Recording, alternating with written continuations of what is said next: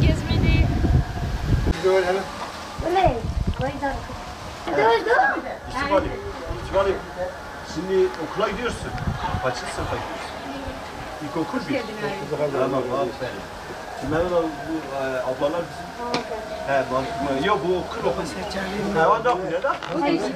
Allah onlardan fayda kalıyor. Bana biz de aracılık yapıyoruz.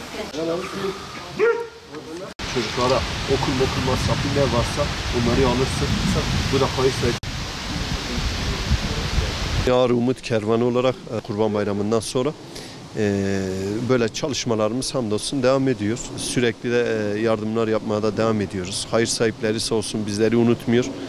Bizler de elimizden geldiğince bu işe aracılık yapıp hayır sahiplerinin verdikleri bu gıda yardımı olsun, nakdi yardım olsun bunları ulaştırmaya çalışıyoruz.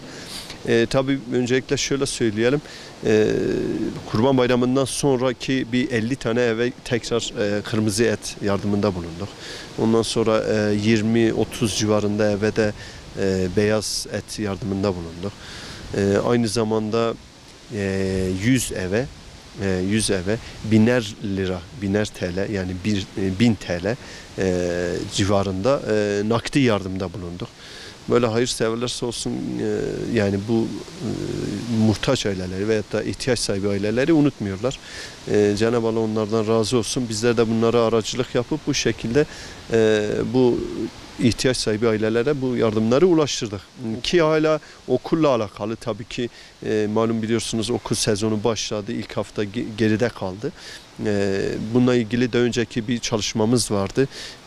Okula yardımı işte kırtasiye yardımımız, Umut Kervanı kırtasiye yardımımız devam ediyor. Bununla alakalı 1000'er TL miktarında bir nakdi yardım. Okul masrafları için ailelere dağıtıyoruz. İşte burada bulunan öğrenci kardeşlerimize de getirip onları verdik.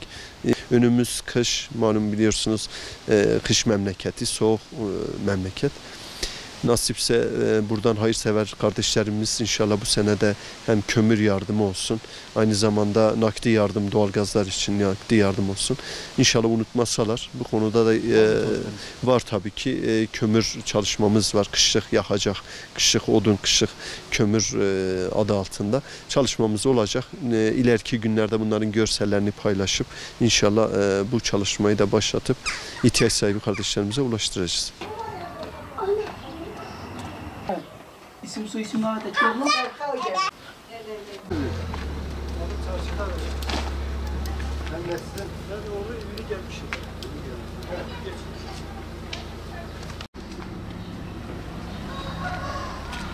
Selamünaleyküm. Abi neredeydin? Kemal bir ara geldim bulamadım. Neriman abla bu... Bacım abi ben sana sen burada imza atabilirsin. Tamam.